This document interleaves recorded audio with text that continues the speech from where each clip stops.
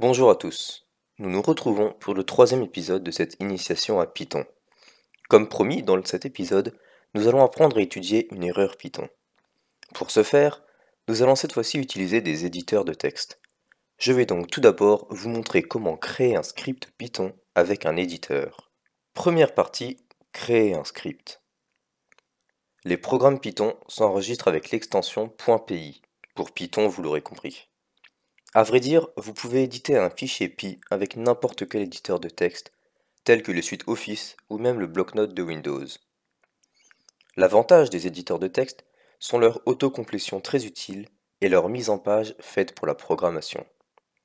Nous allons donc créer notre premier script Python. Lancez votre éditeur de texte choisi et faites CTRL plus S pour le sauvegarder.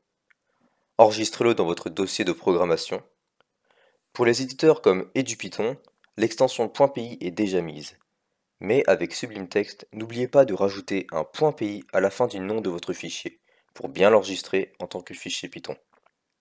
Félicitations! Vous venez de créer votre premier script Python. Ce n'était pas si compliqué. Vous pourrez écrire votre programme dans la grande zone blanche centrale sur EduPython et Tony, et dans la zone marron-grise pour Sublime Text. L'exécution sous EduPython et Tony est très simple. Cliquez sur le triangle vert et les informations à écrire s'écriront dans le shell intégré. Pour Sublime Text, vous avez pu remarquer qu'il n'y a pas de bouton. Il faut utiliser un raccourci pour exécuter son code. Ce raccourci est CTRL plus B. Un encadré apparaît alors en bas de l'écran faisant office de shell, mais vous ne pouvez entrer de texte dedans, du moins il ne sera pas exécuté par Python, puisqu'il n'y a pas les trois chevrons. C'est aussi dans ces zones, le shell pour EduPython et Tony, et l'encadré pour Sublime Text, que vont apparaître les terribles erreurs Python. Il est temps de les analyser, car savoir programmer, c'est aussi comprendre ses erreurs. Deuxième partie. Analyser nos erreurs. Commençons par analyser notre première erreur, celle du bonjour. Python nous avait renvoyé 3 lignes d'erreur. La première ligne ne changera jamais. La deuxième ligne permet d'identifier la ligne qui pose problème. C'est bien utile quand on en vient à programmer des scripts de plusieurs centaines de lignes. Ici, Python vous dira, bien sûr en anglais, file plus le chemin d'accès de votre fichier, virgule line la ligne de votre script, in la fonction si jamais l'erreur a lieu dans une fonction. De plus, pour aider, EduPython vous surligne la ligne en rouge et Sublime Text nous met une bulle. Une fois la ligne identifiée, Python nous indique sur quoi il a buté. C'est l'utilité de la troisième ligne. Name error, name bonjour is not defined.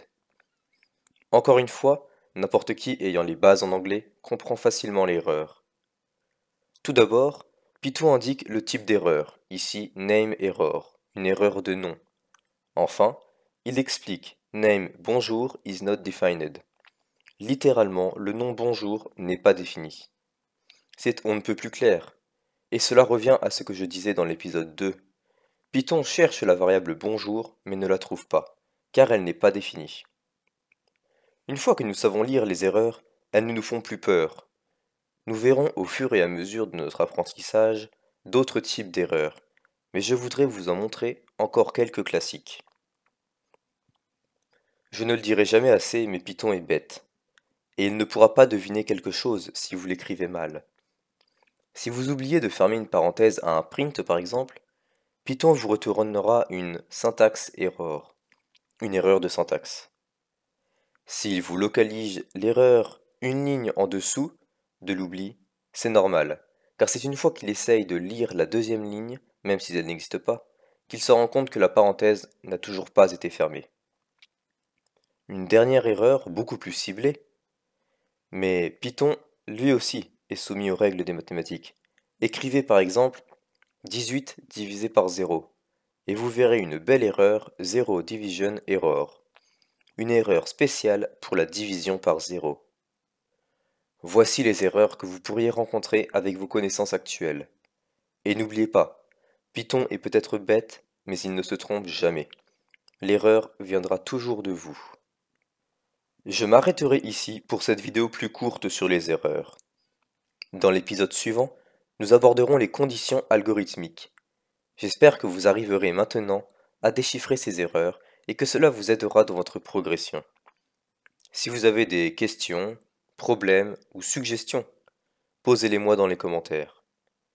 Et il ne me reste plus qu'à vous dire Auf Wiedersehen!